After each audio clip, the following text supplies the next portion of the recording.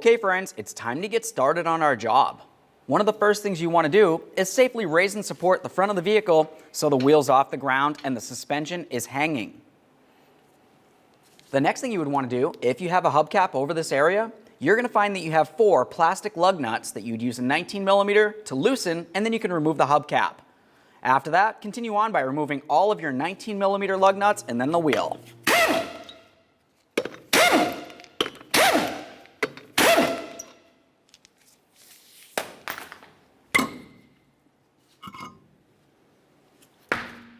With the wheel off of there, let's continue on with just putting on one of the lug nuts. I like to have a lug nut on here to hold the rotor in place so it doesn't shake around while I'm working. Alright, so I've got my nut on here, and as you can tell, looking at the brake rotor, it's in very poor condition. We're not worried about that for this video because we have one coming out showing you how to install the front brakes on this vehicle. Let's move along to removing our axle nut. To remove this, we're going to use a 30mm socket.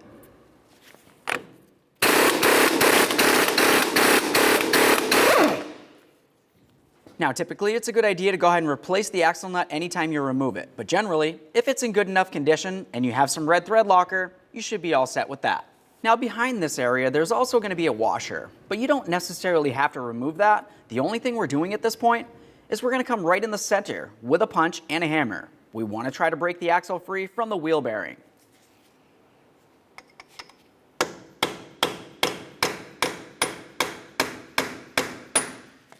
Now once you have some movement from the axle, we can continue.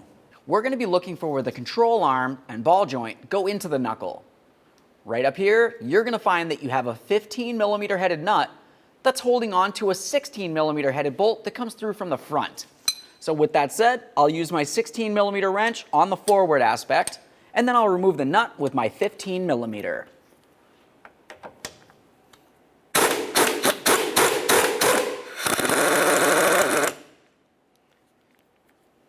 Inspect your hardware as you remove it. Make sure it's still reusable. If it's not, go ahead and replace it as needed.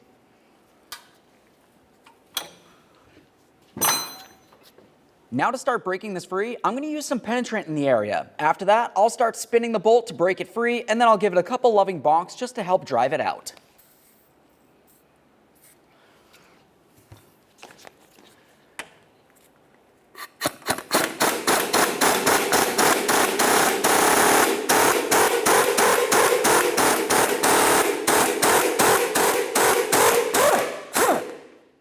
Well, it looks like just turning it out worked. We'll give that a close inspection and then set it aside. Now that I have the pinch bolt out of there, I'm going to continue on with a prying device. I also want to make sure that it's something that I can use a hammer on. I want to come right in between the separated area of the knuckle, right here. Now that I'm in between that area, I'm going to gently start tapping on this to try to spread the 2 ears. I don't want to damage the knuckle any, I just want to try to spread it enough so the ball joint will be able to come free.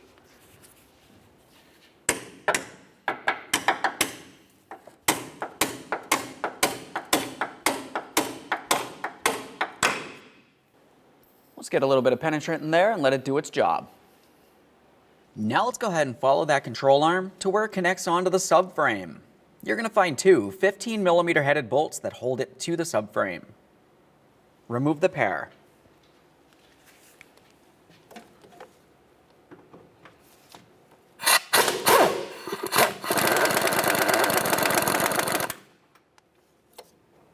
Now I'm going to go ahead and hold on to this piece right here. I'll fully remove my bolt, and then we can remove this area of the bracket as well. After you have that off, continue on to the other one. Do the exact same thing.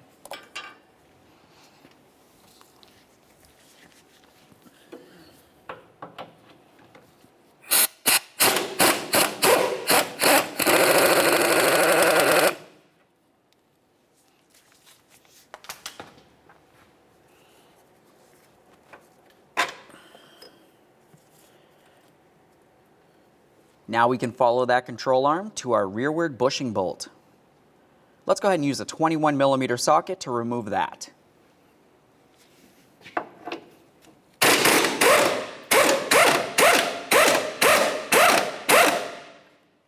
Make sure you give that bolt a very thorough inspection. It's an important bolt.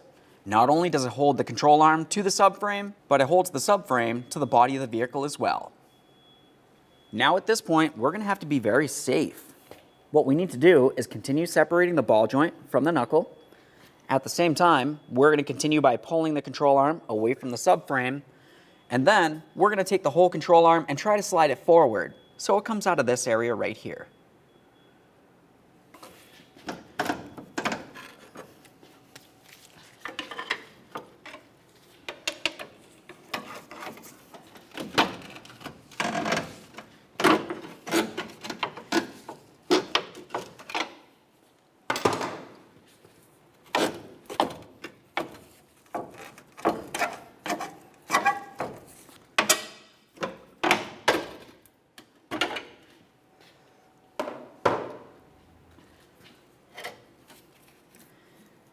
As you saw when we were removing our lower control arm, the rearward bushing was bad, which is probably the reason why you're going to be replacing it anyways.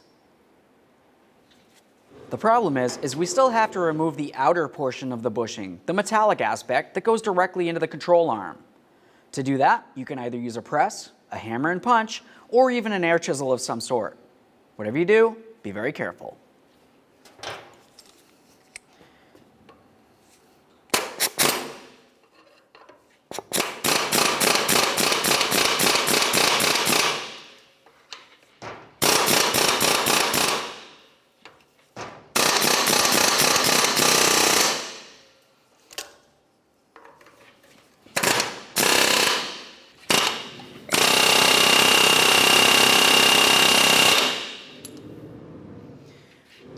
As I'm driving it out through this side, you're going to be able to see it comes out a little bit along the back side. I want to make sure it comes out as straight as possible, because otherwise, if you only continue on one side, it's going to kink in there and it's going to come out even harder overall.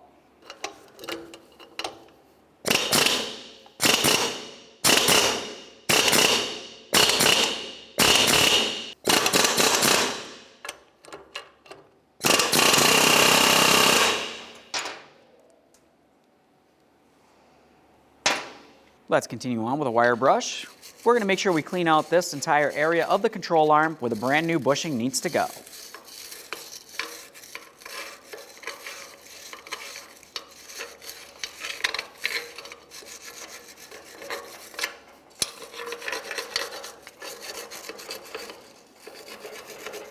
Now it's going to be time to go ahead and press our brand new bushing into the lower control arm. Now you want to make sure you're pressing in from the right side. You can feel that one side of the control arm has a beveled area. That's for insertion. But also, we want to pay attention to this area right along here. On the other side of the control arm, you're going to have the exact same thing. Why is that important? Well, if you were to look at your brand new bushing, right along this area here and right here, those are the areas that need to line up with those positions. I'm just going to take this and I'm going to line it up so this line makes a perfect bead line right to this edge. Looking at this one, it should do the exact same thing. Just go ahead and twist it until it lines up perfectly. The reason why it needs to be in this specific position is so that when the suspension is going up and down or flexing, it's going to be able to pivot as needed. So now I'm going to find a cup that can go right over the top of this, and I only want to press on the outer aspect, never on the inner aspect. We do not want to damage our bushing in any way. I have a little cup that fits directly over this, and it should hold on nice and tight. I'll continue on with an adapter just to kind of bring it up a little bit, and now we're going to try to press this down straight as possible. While you're pressing this, make sure it doesn't look like it kinks off to one side or the other. If that's the case, it could bind, or even worse, cause damage to the brand new bushing or even the control arm.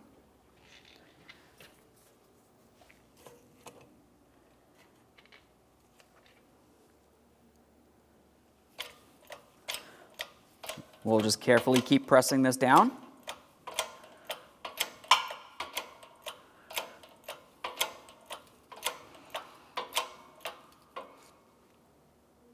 At this point, my entire adapter is up against this. I'm going to go ahead and remove this so we can take a closer look.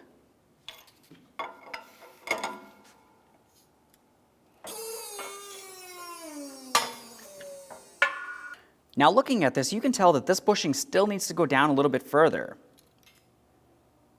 So I'll continue.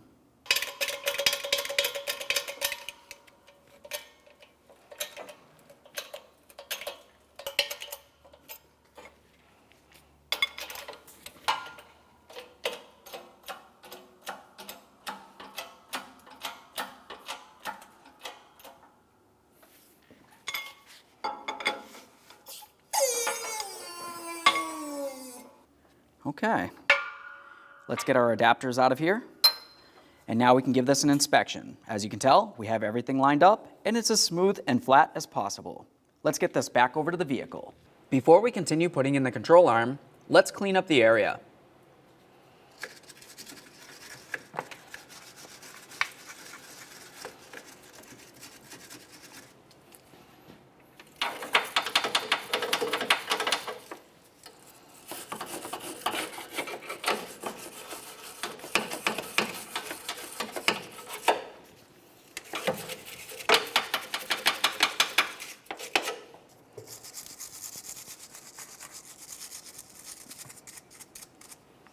The next thing I always like to do is use a little bit of lubricant in this area. I want to try to make it so it's as easy as possible to try to slide my rearward hockey puck bushing into this area as we install the control arm. We'll get some up in this area, and then of course down along the bottom. Whatever we can do to help make sure it doesn't bind. Now let's get ready to install our control arm. We're going to take this and try to put it in position. The first area that you want to pay attention to is the rearward hockey puck-like bushing. We want to get that slid into position so we can continue on with the other mounting points. Now just grab onto the knuckle. I'm going to give myself a little bit of wiggle room here.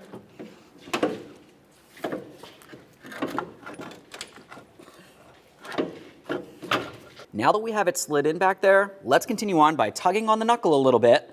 And then we're going to lift this up so it's in essentially the ride height position. Now if you were to look back at the hockey puck bushing, assuming it's lined up, you should be able to put your bolt straight up and through. Before you go ahead and put it in, make sure you use a little bit of red thread locker.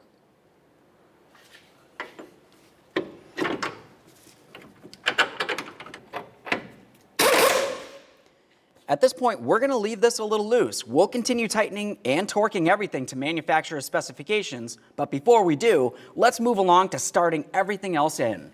Before you go ahead and put in your bolts, make sure you put on your brackets.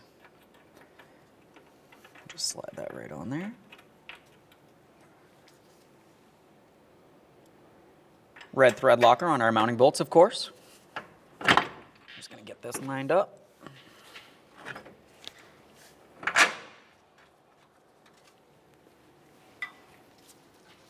We'll do the same to the other one.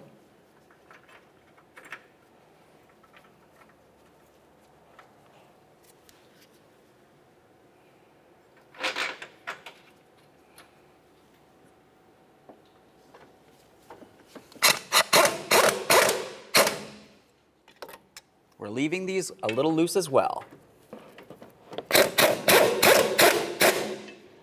Now it's going to be time to put the ball joint stud into the knuckle. To do that, you can either carefully try to pull down on this by hand. If it seems as though it's a little stiff, you could also use a prying device inside of the upper hole on the control arm.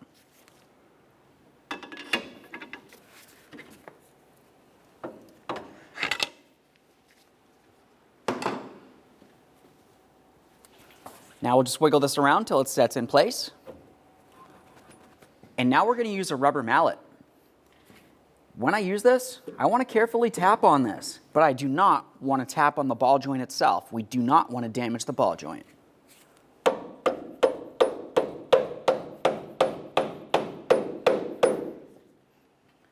Give it a close inspection, make sure it's completely seated. After that, we can continue on with our pinch bolt coming through from the front to the rear. Now it's going to be time to make sure you clean the threads on your pinch bolt. After I do that, I always apply a thin amount of copper never seize to the smooth shanked area, never to the threaded area. That's going to be for thread locker once we get it in position. Start this in and through from the front to the rear. Drive it through.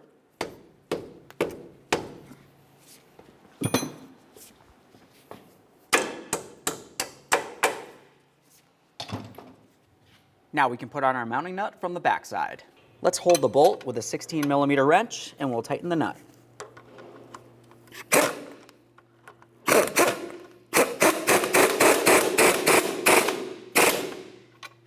Now that we have that bottomed out, let's continue bottoming out the rest of the bolts and then we will tighten them to manufacturer's specification.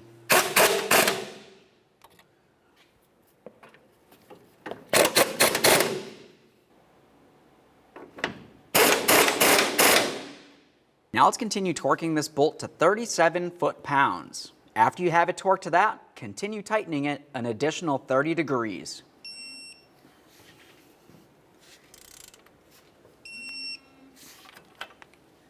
Now we can move along to the control arm to subframe bolts. We'll torque each of these to 41 foot-pounds.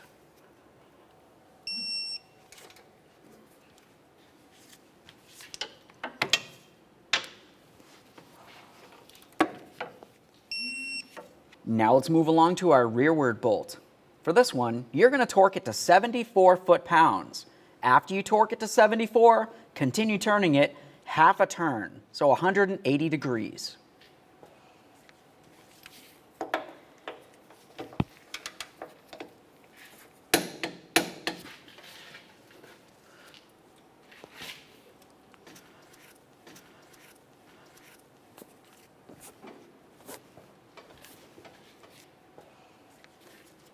Tight.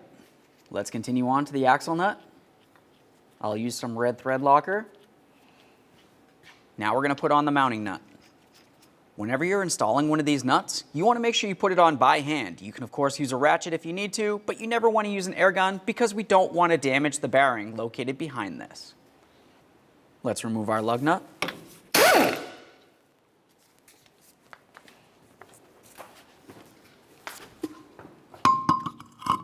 Now we can get ready to reinstall our wheel. We're going to put on all 4 of our lug nuts, we'll bottom them out, get the wheel safely back down on the ground, and then we can torque each of the lug nuts to 100 foot-pounds.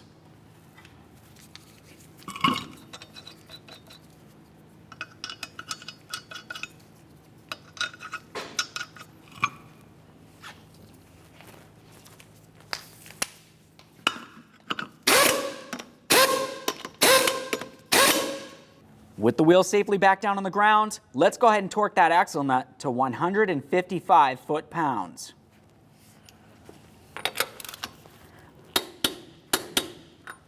Now we can torque the lug nuts to 100 foot-pounds.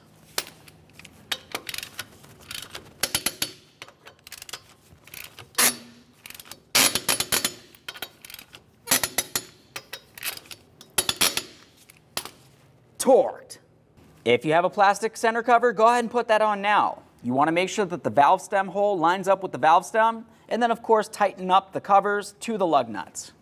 Okay friends, we got the car back together. What's left to do now? Now of course you're going to want to make sure you take it for a road test. You want to listen for any funny noises and get yourself safely down to your local alignment shop. Thanks for watching.